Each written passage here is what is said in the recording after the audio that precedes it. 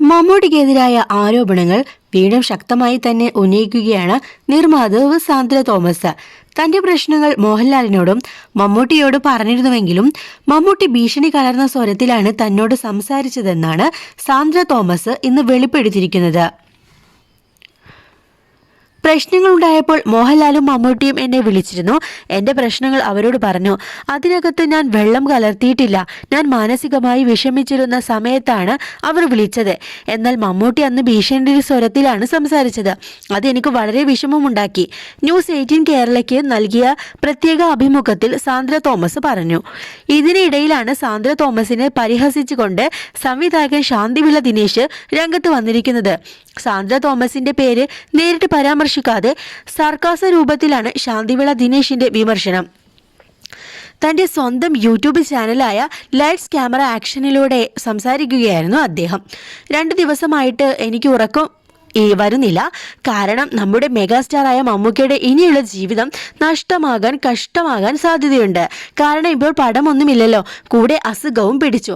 ആകെ ഉണ്ടായിരുന്ന ഒരു പടം ജിത്തു ജോസഫ് സംവിധാനം ചെയ്യാനിരുന്ന ഒരു പ്രേതപടമാണ്. ദൃശ്യം 3 വരുന്നതിനാൽ ജിത്തു മാറി എന്നാണ് കരുതിയിരിക്കുന്നത്. ശ്രീനിവാസൻ ഏതോ പാഠത്തിൽ ചോദിച്ചതുപോലെ 1 മാസത്തേക്ക് എത്ര ചിലവ് വരും മമ്മൂക്കയ്ക്ക്? കഷ്ടമാണ്. സർക്കാസ രൂപത്തിൽ ശാന്തിവിള ദിനേശ് പറയുന്നു. ഈ സാഹചര്യത്തിൽ ഒരു പെണ്ണും പിള്ളയാണ് പുതിയ ചിത്രം നിർമ്മിച്ച് മമ്മൂട്ടിയെ രക്ഷിക്കാമെന്ന് ഏറ്റിരിക്കുന്നത്. പക്ഷെ അങ്ങേരുടെ നാക്ക് ശരിയല്ലാത്തത് കൊണ്ട് അത് കളഞ്ഞു കുളിച്ചു. അതിനിടയിലാണ് ഒരു പടം നിർമ്മിച്ച് കാശു തരാമെന്ന് ഏറ്റിരുന്ന സ്ത്രീയെ ഒരാവശ്യവുമില്ലാതെ മമ്മൂട്ടി കയറി ഉപദേശിക്കുന്നത്. ഈ വിശാഖം നാളിന്റെ ഒരു കുഴപ്പമാണത്. എനിക്കും അതുണ്ട്. ഇതൊന്നുമില്ലെങ്കിൽ ആ റേഷൻ വാങ്ങിച്ചു കിടക്കാമായിരുന്നു. വിവരമില്ലാത്ത പിള്ളേരായ ആ സുരേഷ് കുമാറും സിയാദ് കോക്കറും വല്ലതും പറഞ്ഞെങ്കിൽ വിട്ടുകളഞ്ഞേനെ. അതിനു പകരം അതിൽ പിടിക്കേണ്ട വല്ല ആവശ്യവും മമ്മൂട്ടിക്കുണ്ടോ? ബുദ്ധിയില്ലാണ്ട് പറഞ്ഞതല്ലേ എന്ന് മമ്മൂട്ടി ഫോണിലോ വാട്സപ്പിലോ എന്തോ വിളിച്ചു പറഞ്ഞു കളഞ്ഞു. വല്ല കാര്യവുമുണ്ടോ ഇങ്ങേർക്ക് എന്നാണ് ഞാൻ ആലോചിക്കുന്നത്. എന്താണെന്ന് വെച്ചാൽ, ഞാനൊരു സിനിമ എടുത്ത് ഇയാൾ ഇവിടെ ഉണ്ടെന്ന് മലയാളിയെ ഓർമ്മിപ്പിക്കാം എന്ന് വിചാരിച്ചിരുന്നപ്പോഴാണ് അയാളുടെ ഒരു മധ്യസ്ഥ വർത്താനം. നിങ്ങളെ രക്ഷിക്കാനായി ഞാൻ ഒരു പൊട്ട പടം എടുക്കാമെന്ന് വെച്ചപ്പോൾ എന്നെ ഉപദേശിക്കാൻ വരുന്ന മണ്ട. തൻ്റെ മോന്ത വരുന്ന പടം ഞാൻ ഇനി ചെയ്യുന്നില്ല എന്ന ഉറച്ച തീരുമാനം അവർ അങ്ങെടുത്തു.